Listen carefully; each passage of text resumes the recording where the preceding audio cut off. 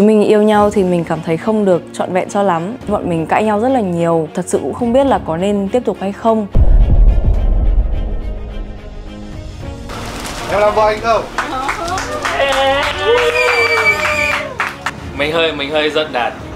Sự là rất là bất ngờ và mọi người có thể nhìn thấy những cảnh mà Trang còn rơm rơm nước mắt. Tại sao mỗi lần ăn hỏi mà toàn cô dâu khóc? Thời đại nào rồi, bây giờ cưới chồng có phải là đi xa lắm đâu. Lúc đấy mình kiểu không kiềm được nước mắt nữa rồi, mình không hiểu sao nó có cái cảm giác rất là... Giới thiệu mọi người, đây là chị Hoàng Anh, wedding planner của chúng mình. Và hôm nay bọn mình sẽ đi ở bên anh Lê Thanh Hòa Bridal. Let's go!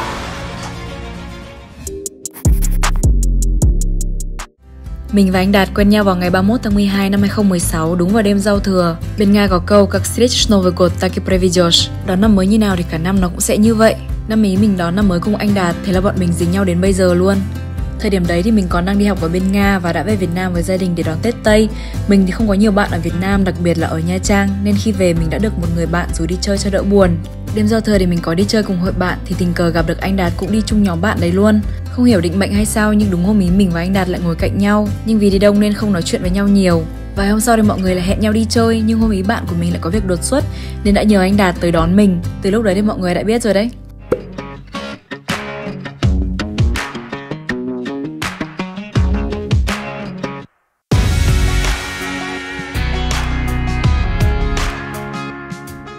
Ba năm đầu chúng mình yêu nhau thì mình cảm thấy không được trọn vẹn cho lắm. Vì lúc đấy là bọn mình đã phải yêu xa. Thời điểm bọn mình mới quen nhau thì Lina còn đi học ở bên Nga. Và sau khi mình tốt nghiệp thì mình đã đi sang Thụy Sĩ du học.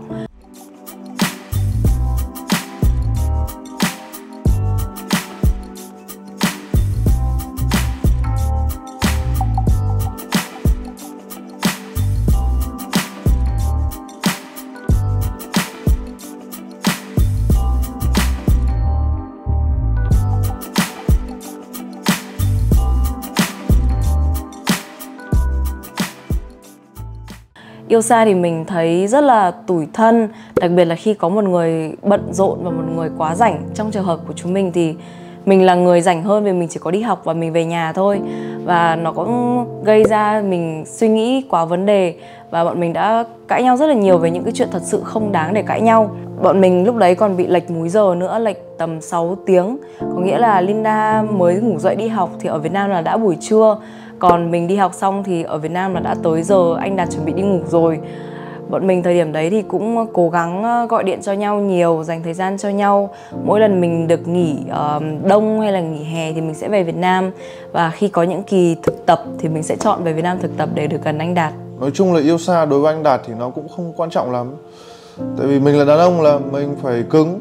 Quan trọng nhất là trái tim mình có hướng về nhau không, cái đấy nó quan trọng. Tới năm cuối đại học thì tình cảm của chúng mình đã nhạt dần. Thời điểm đấy thì bọn mình cãi nhau rất là nhiều và thật sự cũng không biết là có nên tiếp tục hay không. Nhưng tháng 3 năm 2020 thì Thụy Sĩ đã bị bùng dịch, vậy nên là trường mình đã chuyển qua học online và lúc đấy mình đã được về Việt Nam. Vài ngày mình chuẩn bị ra khỏi khu cách ly thì Việt Nam đã thông báo cách ly toàn quốc. Lúc đấy tất cả các chuyến bay đều bị hủy mà mình còn bị cách ly ở Thanh Hóa nữa. Lúc đấy mình không biết sẽ về Nha Trang kiểu gì luôn. Chỉ còn đúng một phương án là đi cùng xe bạn mình về Hà Nội và đợi khi nào hết giãn cách thì về lại Nha Trang. Đúng trong đêm hôm đấy thì anh Đạt đã quyết định lấy xe ô tô lái 1000 cây số từ Nha Trang tới Thanh Hóa để đón mình về. Thật sự đấy là một trong những lần anh Đạt khiến mình cảm động nhất vì lúc đấy tình cảm của Linda và anh Đạt nó đang rạn nứt. Lúc đấy bọn mình cãi nhau rất là nhiều và anh ấy đã sẵn sàng đi 1000 cây số để đón mình về. Lúc đấy mình bắt đầu có niềm tin là mối quan hệ này vẫn còn cơ hội.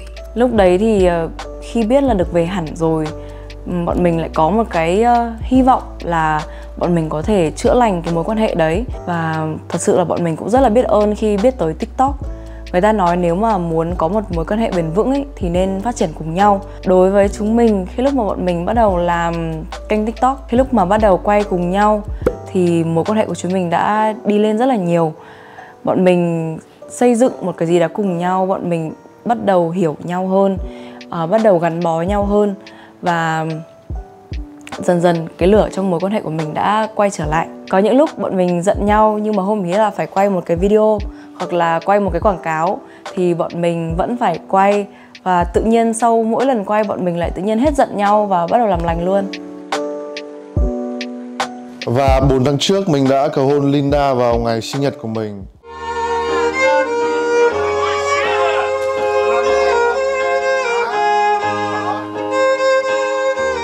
Cái cầu hôn đấy mình đã plan hết từ A đến Z.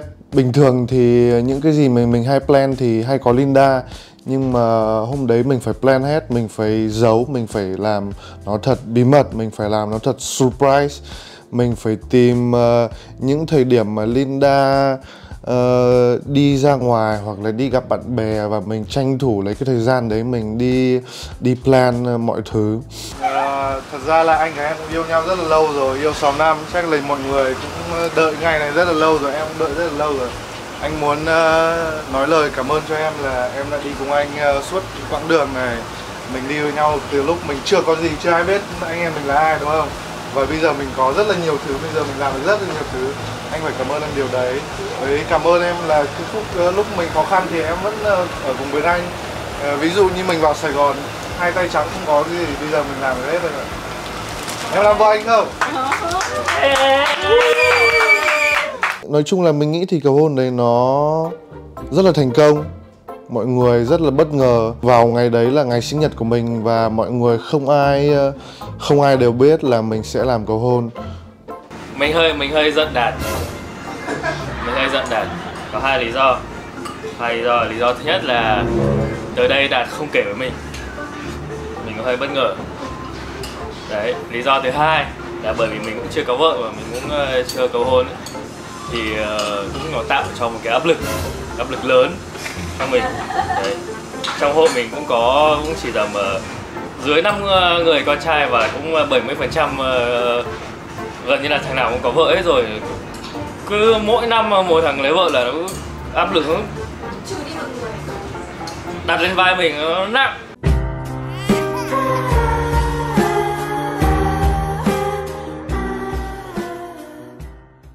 Chị Trang có cảm thấy bất ngờ khi đi dự sinh nhật mà lại thành lễ cầu hôn không?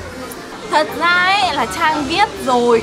Trang biết là có một ngày Đạt sẽ cầu hôn và Trang cũng nghe lỏng là Đạt sẽ cầu hôn vào ngày sinh nhật của Đạt. Nhưng mà nó cố tình không nói cho Trang để Trang không lộ bí mật với Linda mọi người ạ. Đến cuối cùng, đến khi mà vừa mới vào xe ô tô xong, Trang hỏi là hôm nay có gì không thì nó bảo là không. Thế là wow, surprise, thật sự là rất là bất ngờ. Và mọi người có thể nhìn thấy những cảnh mà Trang còn rơm nước mắt. Có biết trước không? Em không biết trước nhưng mà em có thấy anh Đạt thời gian vừa rồi hơi khá lạ. Mà kiểu hôm trước thường anh Đạt sinh nhật anh sẽ không thích quay vlog đâu, tại vì anh thích là đấy một thời gian bạn bè. Tự nhiên đợt này anh bảo là anh Khoa đi quay vlog nhà chị Thu đi, nhà mình kiểu nghi rồi, nhưng mà không biết là chuyện gì, tại sao lại quay vlog.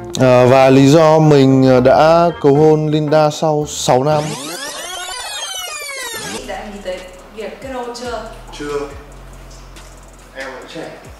Linda vẫn đi trẻ. chơi nữa. Nên là bọn mình cũng muốn có cơ hội lập sự nghiệp này, đi du lịch thật nhiều trước khi lập gia đình.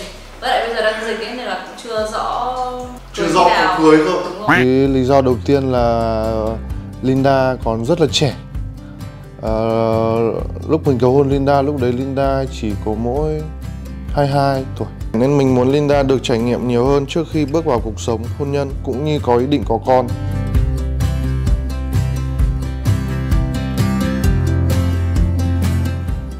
Thật ra chúng mình đã cưới rồi. Sau khi hai gia đình chúng mình biết anh Đạt đã cầu hôn Linda thì hai nhà mình đã gặp nhau. Và trước đấy thì bố mình đã đi xem thầy để xem chọn ngày cưới các thứ. Nói chung là có kiêng có lành. Em là bố ở trong Thảo. Lúc ấy ngồi lén kia có một chút vui đời nhà trai với cả ông bà thông gia. Hôm nay là ngày đẹp, ngày lành tháng tốt, thì em giao con gái cho họ nhà trai. Em cảm ơn anh rất. Vâng, cái công gia. Thì hóa ra là năm 2023 mình là kim lâu, nên là mình không thể nào cưới trong năm 2023. Và thầy đã bảo là nên cưới trong 2022 luôn.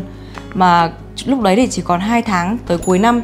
Thì nếu mà cưới như thế luôn thì sẽ rất là vội và cũng sẽ không chuẩn bị kịp được đâu.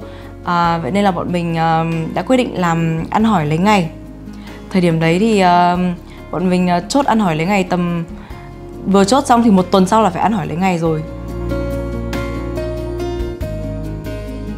Anh ơi, hôm nay làm gì đấy? Và lúc đấy mình chỉ còn đúng 1 tuần để mình chụp ảnh cưới này và bay ra Hà Nội và Tuyên Quang trong vòng 1 tuần. Rất là gấp.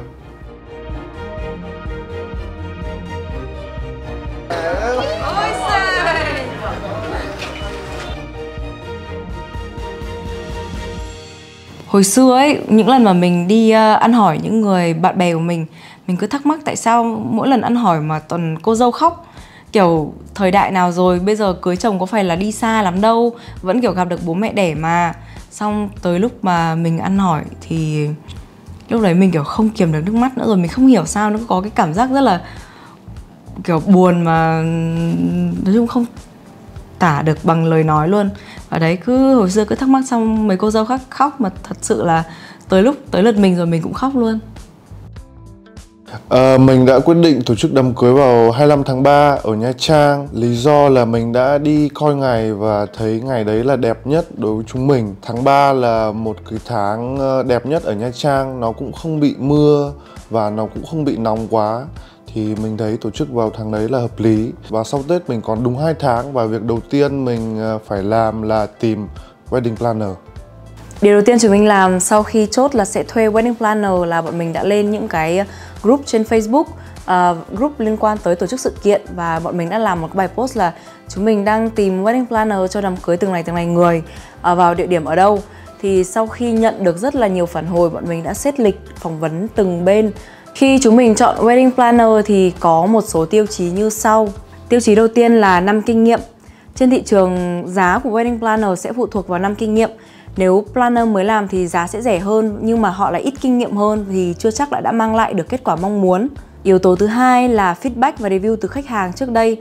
Những cái này thì mọi người có thể lên Facebook, những cái group forum để xem feedback cũng như hình ảnh của những cái tiệc cưới mà wedding planner này đã tổ chức. Và thứ ba, phong cách những đám cưới mà người ta đã từng làm. Tại vì là mình cần một wedding planner đã tổ chức đám cưới ở ngoài biển rồi để người ta có nhiều kinh nghiệm hơn. Và mình không cần wedding planner nào mà đã tổ chức nhiều đám cưới ở trong khách sạn, thì vì nó không hợp với mình. Và thứ tư, mức độ hiểu nhau sau khi gặp. Trước khi chốt wedding planner thì mình và Linda đã nói chuyện với một số bên và đã chọn bên mình cảm thấy hiểu chúng mình nhất. Cũng như hợp với những tiêu chí kia nữa. Vì tố chất công việc của chúng mình rất bận rộn, mình mong muốn tìm một người có kỷ luật và sự chủ động trong công việc. Sau khi trò chuyện với một số bên thì cuối cùng chúng mình đã tìm được wedding planner. Giới thiệu mọi người, đây là chị Hoàng Anh, wedding planner của chúng mình. Chúng mình thì quen chị Hoàng Anh cũng phải được 4-5 năm rồi. Vì là chị Hoàng Anh hồi xưa làm đám cưới cho bạn của chúng mình, và thời điểm đấy Linda và anh Đạt là phú dâu phú rể luôn. Và đấy cũng là một cái đám cưới mà Linda và anh Đạt đang nhớ nhất. Wedding planner chúng mình chọn là chị Hoàng Anh. Linda và anh Đạt thì đã gặp chị Hoàng Anh 4 năm trước rồi ở một đám cưới của bạn mình. Chị Hoàng Anh thời điểm đấy cũng là wedding planner cho đám cưới của bạn mình, cũng ở ngoài biển luôn. Và nói thật, đấy là một cái đám cưới đối với bọn mình là một trong những đám cưới đáng nhớ nhất. Vậy nên là khi lúc thấy chị Hoàng Anh phản hồi chúng mình ở trong cái group đấy, bọn mình đã set ngay một buổi call để nói chuyện xem có phù hợp cho đám cưới này không. Và bọn mình đã chốt chị Hoàng Anh. Thì đám cưới của bọn em thì sẽ xảy ra trong 2 tháng nữa. Thì chị nghĩ bây giờ chúng ta sẽ bắt đầu từ đâu và chuẩn bị như thế nào? Chị thì thực ra là đã chuẩn bị một danh sách các công việc dành cho các cô dâu chú rể. Bởi vì thông thường ấy, một cái đám cưới dù là to hay là nhỏ thì cũng chỉ có gần đấy công việc cần chuẩn bị thôi. Và nếu mà liệt kê ra để dọa cho cô dâu sợ thì sẽ là khoảng độ hơn 100 các đầu công việc lớn nhỏ. Nhưng mà chị sẽ rút gọn, thông thường với các khách hàng của chị thì chị sẽ rút gọn nó lại khoảng tầm 50 đến 60. Thế thì mình hãy hình dung là cái thời gian chuẩn bị đám cưới trong vòng 2 tháng mà mình có 60 công việc để làm thì cố gắng là mỗi ngày mình sẽ làm được một công việc. Hoặc là nếu mà cô dâu chú rể mà không có thời gian thì đấy chính là lý do mà wedding planner bước vào và chủ động thực hiện cái công việc đó, đồng thời là báo cáo lại cho cô dâu chú rể để cho các bạn có thể yên tâm là làm cái công việc khác. Bởi vì rõ ràng là bây giờ các cô dâu chú rể thường rất là bận, đúng không? Chị biết là bọn em rất là bận luôn. Và để mà vừa duy trì cái công việc của mình và vừa plan một cái đám cưới, đặc biệt là đám cưới ở xa nữa. Mọi người đã biết cái thông tin là đám cưới ở Nha Trang chưa? Chưa. À đấy ạ, ok, thế thì chị đã break the news mất rồi. Là sẽ là một cái đám cưới ở xa, thế cho nên là cái thời gian chuẩn bị và những cái rủi ro nó cũng nhiều hơn một tẹo. Rất là may mà mình có ít nhất là 2 tháng để chuẩn bị, và bởi vì nếu mà ít hơn thì rủi ro và cái thời gian mình phải, tức là cái công việc nó dồn lại nhiều quá, sẽ rất vất vả cho bọn em. Bọn mình thì lúc quyết định đám cưới thì đã chốt ngay là phải có wedding planner, tại vì cái lịch của Linda và anh Đạt nó rất là kín. Và theo như mình nghe một số feedback từ những người đã tổ chức đám cưới của bên chị Hoàng Anh là bạn mình là đi đám cưới như kiểu là mình là khách thôi, chẳng phải làm gì cả, tới đám cưới như là khách thôi. Không phải thế không chị? Chị Phaya bảo thế đó. Hy vọng thế. Thế á? Phaya bảo thế. Đúng. Thì trước khi mình lên kế hoạch thì chị sẽ cần một số thông tin cơ bản nhé. Hiện nay là cái đám cưới của mình là bao nhiêu người nhỉ? Đám cưới thì chắc khoảng tầm 250, 300, nhưng mà em sẽ confirm lại với chị trong phải tầm cuối tuần sau. Thế thì chị khuyên là mình nên làm luôn một cái danh sách mời, bởi vì đằng nào mình cũng cần cái đấy. Thì đừng đợi những cái lúc mà phải đi phát điểm cưới mới làm, mình cũng dễ tìm địa điểm hơn ấy. Còn ngoài ra thì địa điểm hiện nay thì mình đã xem ở đâu chưa nhỉ? Địa điểm thì bọn em đang consider một số venue ở ngoài Cam Ranh. Bọn em muốn làm destination wedding ngoài bãi biển. Cái hình thức tiệc của mình thì chị đoán là mình sẽ làm phần lễ tách biệt với khỏi phần tiệc chứ đúng không? Đúng rồi. Làm ở lễ. Ok, phần lễ tách biệt này. Mình có hy vọng gì về ví dụ như nếu mà được miêu tả đám cưới bằng 3 tính từ không được giống nhau nhá, mỗi người phải trả lời riêng. Anh Đạt trước đi. Sang xịn mịn. Ok. Đối với em thì là vui, đáng nhớ và tình cảm. Vui thì sẽ trông như thế nào? Vui là cả bố mẹ vui, cả bạn bè vui và tích hợp cho tất cả lứa tuổi, và ai cũng cảm giác cái đám cưới này nó rất là đáng nhớ sau khi tham dự đám cưới của chúng em. Cái thành phần khách mời ở thời điểm hiện tại của mình sẽ khoảng như thế nào nhỉ? 50% là bạn bè, và sau đấy là người nhà và bạn bố mẹ còn lại. Mình có mời hết 250 khách vào cái phần lễ không? Phần lễ thì em nghĩ là chỉ mời bạn bè tầm 50 người thôi, chắc là 50 bạn bè thôi. Còn lại là mình sẽ mời vào tiệc ăn hơn. Là cái lễ thì mình làm sớm hơn và bạn bè thân thiết tới trước. Còn khách mời thì sẽ tới sau vào tham gia tiệc thôi. Mọi người sẽ di chuyển chính là từ Nha Trang. Từ Nha Trang, từ thành phố Nha Trang. Từ Nha Trang đúng không? Và mình có cần lo cái phương tiện đi lại cho họ không? Có chị, tại vì hôm đấy mọi người sẽ uống ấy. Là em nghĩ là mình làm hơn. Cái shuttle, tại vì đi từ Cam Ranh về thành phố cũng mất tầm 30 tới 40 phút. Mình làm cái shuttle thì nó sẽ ok hơn. Nghe thấy chữ uống rồi đấy. Nghe thấy chữ uống rồi đấy. Đám cưới của Việt Kiều Nga thì phải có vodka. Vodka 40 độ.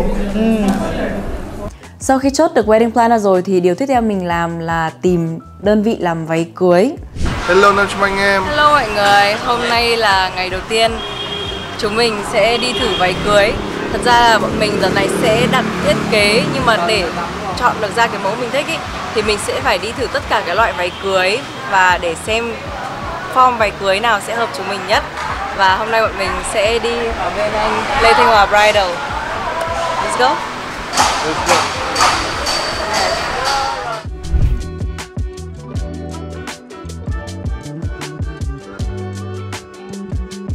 Xin giới thiệu mọi người, đây là nhà thiết kế Lê Thanh Hòa. Chắc là mọi người cũng biết tới anh Hòa rồi. Trong cái đám cưới sắp tới của chúng mình thì anh Hòa sẽ là người thiết kế váy cưới cho Linda. Xin chào mọi người. Hòa rất là vui vì được đồng hành cùng với Linda và Đạt trong cái tiệc cưới lần này. Mình thì đã theo dõi anh Hòa rất là lâu rồi. Anh Hòa là một trong những nhà thiết kế nổi tiếng nhất ở Việt Nam. Và anh rất là nổi tiếng về những cái thiết kế sang trọng và thanh lịch, đúng cái gu mình muốn luôn.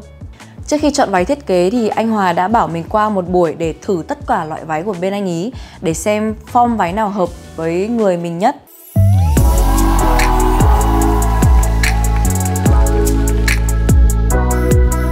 Cũng xinh.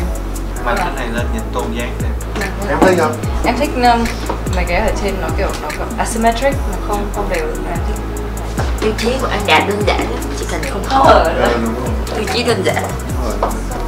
Hở người lớn đánh giá, post lên Facebook cái kiểu không được.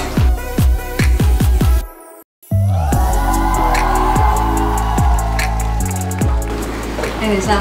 Anh thấy cái này đẹp, anh thích. Trong ba cái này em sẽ thấy Anh thích cái này đẹp nhất. Tại thích nhất. Mình là sai. Chứng chiến của anh Đạt là cái nào kiến anh Đạt thích. Không phải là trước em chụp ảnh cưới xong rồi mặc cái váy nó hở trên này, xong rồi kiểu bố mẹ thì cứ quen rồi, kiểu hồi thời xưa phải mặc váy là phải kín rồi, kiểu sau bố mẹ không quen, bố mẹ nói, nhưng mà xong nói bố mẹ cũng hiểu rồi. Nhưng mà cái này đẹp. Cái này đẹp.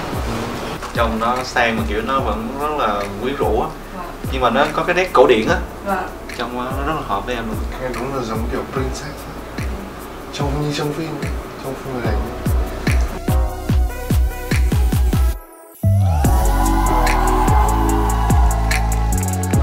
Em thích cái phần lưng.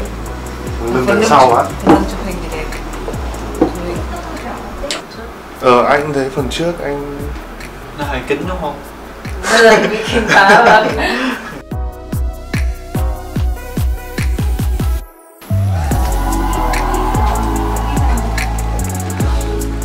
rất là nhiều tim. Cái này hỏi em là không biết là làm gì. Không, như này không sao. Không, kiểu anh không hở lên quá chắc là được rồi. Còn lại trên này hở cũng được. Không, nhưng mà ngực thì nó phải vừa phải. Vừa phải. Không được tổng quá.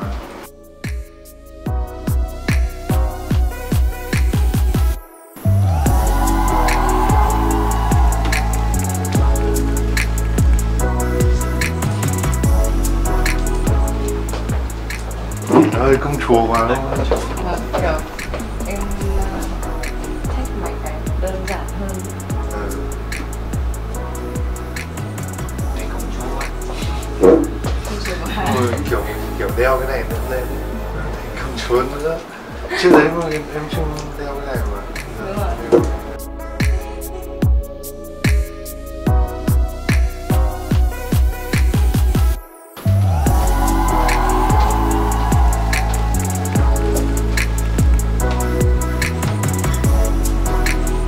Cái này là chụp ảnh ngắn, nếu mà đi chụp ảnh ngắn khó posing. Bình thường nó phải giữ giữa cái. Vậy Linda đã thử xong tất cả mẫu váy. Mọi người thấy mình mặc váy nào hợp nhất thì hãy comment vào đây nhá. Sau khi thử tất cả các form váy bên anh Hòa thì 2 ngày sau anh ấy đã gọi điện cho mình và bảo mình qua để xem thiết kế anh ấy làm. Thật sự là mình rất là ngạc nhiên vì trong vòng 2 ngày thôi anh ấy đã vẽ cho mình quá trời thiết kế luôn, mà lúc mình tới cả cái bàn nó rải đầy toàn là thiết kế của anh ấy. Thật sự mình rất là sốc, nhưng mà thiết kế rất là đẹp luôn, rất là khó chọn, mà mình chỉ cần 3 chiếc váy để đi chụp ảnh cưới thôi mà anh ấy vẽ rất là nhiều thiết kế, lúc đấy mình không biết chọn như thế nào luôn. Khó quá. Cái nào cũng đẹp. Cái này đi. Chắc là cái này đi ạ.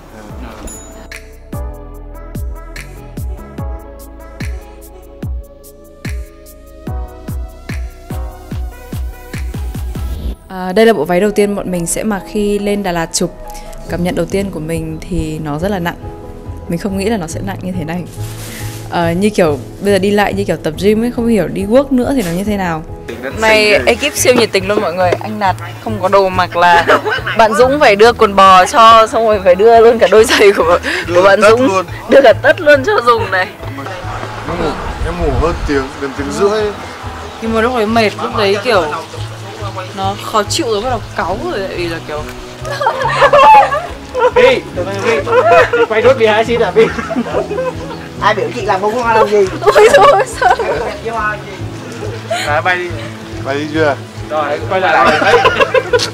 Rồi, đây rồi. Rồi,